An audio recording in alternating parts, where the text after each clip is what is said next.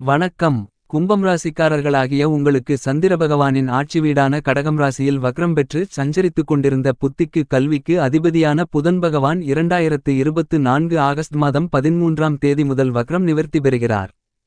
புதன் பகவானின் வக்ர நிவர்த்தி காரணமாக உங்களுடைய வாழ்க்கையில் தாமாகவே நடக்கப் போகின்றது என்று சொல்லக்கூடிய வகையில் என்னென்ன நல்லபல அதிர்ஷ்டங்களும் முன்னேற்றங்களும் ஏற்படுகின்றது என்று பார்ப்போம்.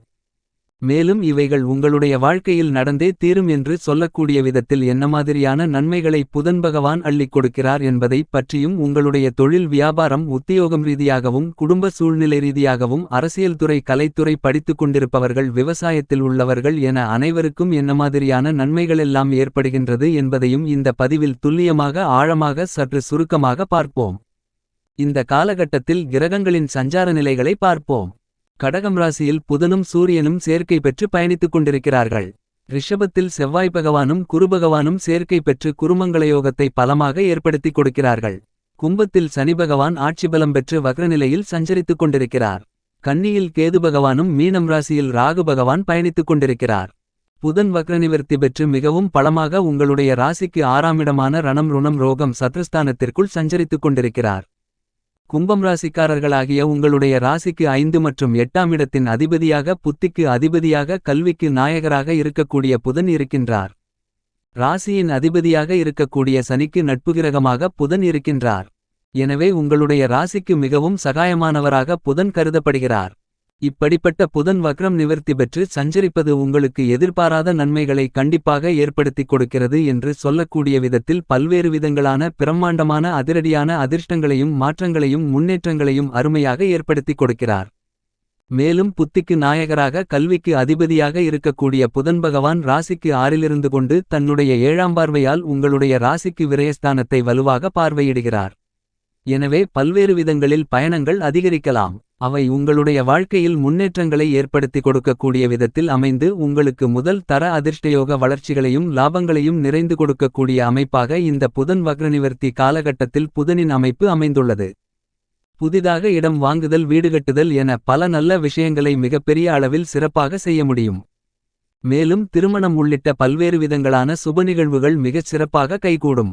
உங்களுடைய தொழிலை விரிவுபடுத்தக்கூடிய முயற்சியில் மிகப்பெரிய அளவிலான காரிய வெற்றிகள் கிடைக்கும். உங்களுடைய எதிர்கால நலனுக்காக நீங்கள் எடுக்கக்கூடிய முடிவுகள் மிக சிறப்பாகவும் முன்னேற்றங்களை அள்ளிக் கொடுக்கக்கூடிய விதத்திலும் அமைகிறது. நல்லபல அதிர்ஷ்டங்கள் உங்களை தேடி வருவதற்கான யோகம் உண்டு. உழைப்பிற்கு அங்கீகாரம் கிடைக்கும், வருமானங்கள் உயரும். இருந்து கொண்டிருக்கின்ற மறைமுக தொல்லைகள் ஆரோக்கிய தொல்லைகள் எதிர்பாராத உடன் பிறந்தவர்களுடன் சந்தித்த பல்வேறு விதங்களான மனவருத்தங்கள் சங்கடங்கள் அனைத்தும் விலகி ஒற்றுமை பிறக்கும். கொடுக்கல் வாங்கல் சிறப்பாக அமையும். பொன் என்பது செல்வத்திற்கான அதிபதியாக இருக்கக்கூடிய குருபகவானை குறிக்கிறது. உங்களுக்கு குருபகவானின் வலிமையான பலம் இருப்பதை விட புதன் பகவானின் பலம் இருக்க வேண்டும் என்பதையே மறைமுகமாக கூறப்படுவதுதான். பொன் கிடைத்தாலும் புதன் கிடைக்காது என்று கூறப்படுவதுண்டு. நீங்கள் எந்த காரியத்தையும் கண்ணால் பார்த்தவுடன் அவற்றிற்கு செயல்வடிவம் கொடுத்து வெற்றிகரமாக செய்து முடிப்பதற்கு புதன் பகவானின் அனுக்கிரகம் அருள் ஆசிகள் கண்டிப்பாக இருக்க வேண்டும் என்பது மட்டுமல்லாமல் கலை கல்வி புத்தி வித்தை என அனைத்திற்கும் அதிபதியாக இருக்கக்கூடியவர் புதன் பகவான் மட்டும்தான். செவ்வாய் பகவானைப் போலவே புதன் பகவானும் ஒரு ஆதிபத்திய கிரகம் என்றுதான் நவக்கிரக நிலைகள் தெளிவுபடுத்துகின்றன. கற்றோருக்கு சென்ற இடமெல்லாம் சிறப்பு. நன்கு படித்தவர்கள் அதிக அளவிலான வருமானங்களைப் பெறுவதை நாம் பார்க்க முடிகிறது. உங்களுடைய வாழ்க்கைக்கு அடிப்படையான கல்வி செல்வத்தை அள்ளிக் கொடுக்கக்கூடியவர் நவக்கிரகங்களிலேயே புதன் பகவான் மட்டும்தான்.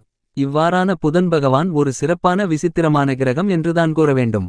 ஞானம் அறிவு போன்ற இரண்டிற்கும் இவரே நாயகனாக திகழ்ந்து பட்டறிவு படிப்பறிவு இரண்டையும் உங்களுக்கு ஏற்படுத்தி உணர்த்துகிறார். ஜோதிட ரீதியாக பார்க்கின்றபோது மிதுனம் ராசியில் புதன் ஆட்சி பெறுகிறார். புதன் தன்னுடைய ஆட்சி வீடான மற்றொரு வீடான கன்னிராசியில் உச்சம் பெறுகிறார். மீனம் ராசியில் நீச்சம் அடைகிறார். இந்த மாதிரியான புதன் பகவானின் லக்னங்களில் பிறந்தவர்கள் அவரின் அனுக்கிரகம் குறைந்து பலவீனமாக இருப்பவர்கள் சீர்காழிக்கு அருகில் இருக்கக்கூடிய திருவங்காடு என்று சொல்லக்கூடிய ஊரில் குடிகொண்டிருக்கும் வேதாரண்யேஸ்வரரை புதன்கிழமை தினங்களில் சென்று வழிபாடு செய்யுங்கள்.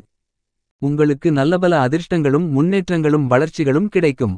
அதேபோன்று சென்னையில் இருக்கக்கூடியவர்கள் குன்றத்தூர் செல்லும் வழியில் இருக்கக்கூடிய கோவிலூரில் குடிகொண்டிருக்கும் சுந்தரேஸ்வரரை வழிபட்டால் கூடுதல் சிறப்பு அதிர்ஷ்டயோகங்களும் நன்மைகளும் பலன்களும் நிறைந்து கிடைக்கும் என சாஸ்திரம் குறிப்பிடுகிறது.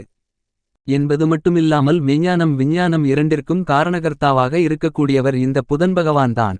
இந்த மாதிரியான புதன்பகவான் புதன்கிழமை என்று கூறப்படுவது நவக்கிரக புதன்பகவானே.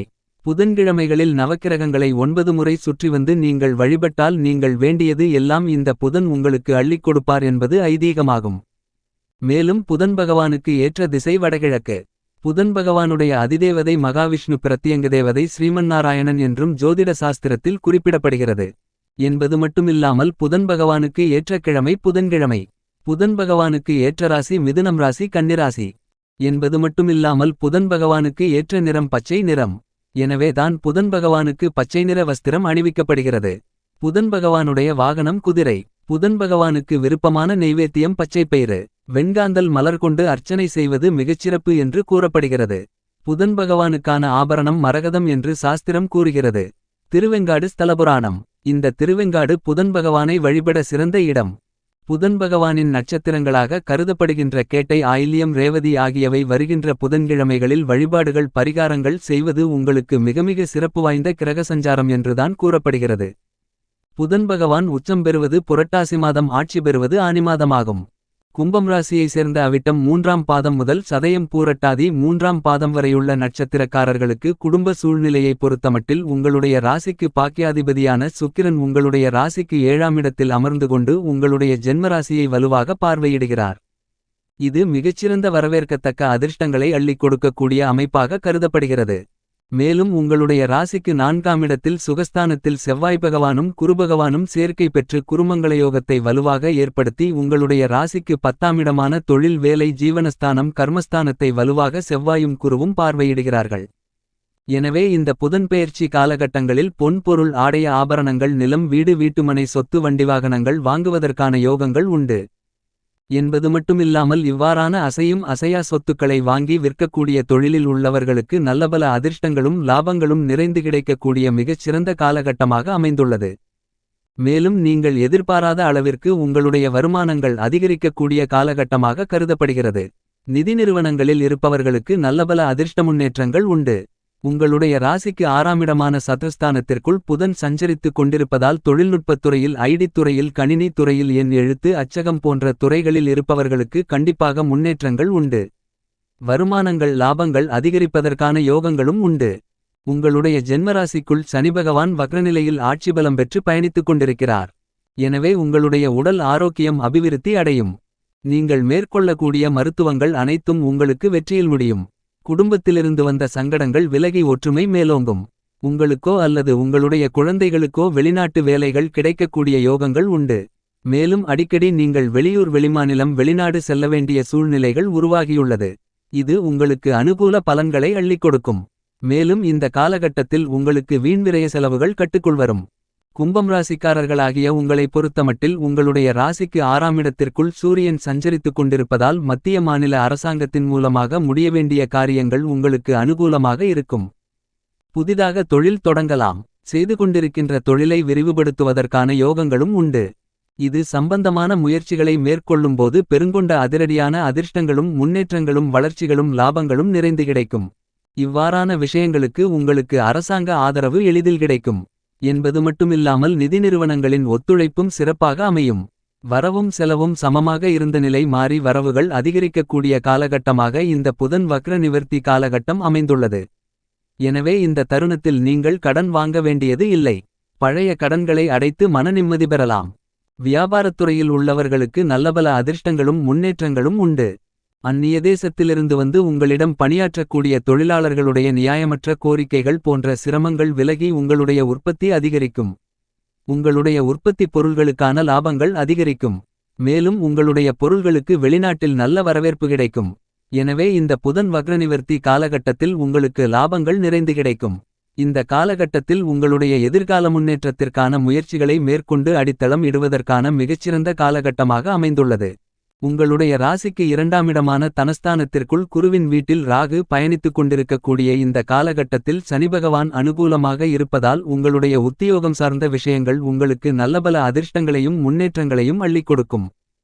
செவ்வாயும் குருவும் ராசிக்கு 4ஆம் இடத்தில் சேர்க்கை பெற்று குருமங்களயோகம் ஏற்படுவதால் உங்களுடைய உடல் ஆரோக்கியம் சிறப்பாக இருக்கும். உங்களுடைய உத்தியோகத்தில் காரணமே இல்லாமல் உங்களுக்கு மறுக்கப்பட்டு வந்த பதவி உயர்வுகள் ஊதிய உயர்வுகள் உள்ளிட்ட மேலும் பல சலுகைகள் இந்த காலகட்டத்தில் நீங்கள் தாராளமாக எதிர்பார்க்கலாம். இந்த காலகட்டத்தில் நீங்கள் சற்று விழிப்புணர்வுடனும் கவனத்துடனும் இருக்க வேண்டிய விஷயமாக கருதப்படுவது 2இல் ராகு இருப்பதால் குடும்பத்தில் குழப்பங்கள் ஏற்படலாம். இந்த காலகட்டத்தில் உங்களுக்கு கிரகநிலைகளின் அமைப்பு காரணமாக கூறப்படும் பரிகாரம் என்னவென்று பார்க்கின்ற போது பிரதோஷ விரதத்தை தவறாமல் கடைப்பிடிப்பது நல்லது. லட்சுமி நரசிம்மரை வழிபடுவது சிறப்பு. இவ்வாறு வழிபாடுகளை மேற்கொள்வதன் மூலமாக உங்களுக்கு அளவற்ற நன்மைகள் உங்களுடைய வாழ்க்கையில் நிறைந்து கிடைக்கும்.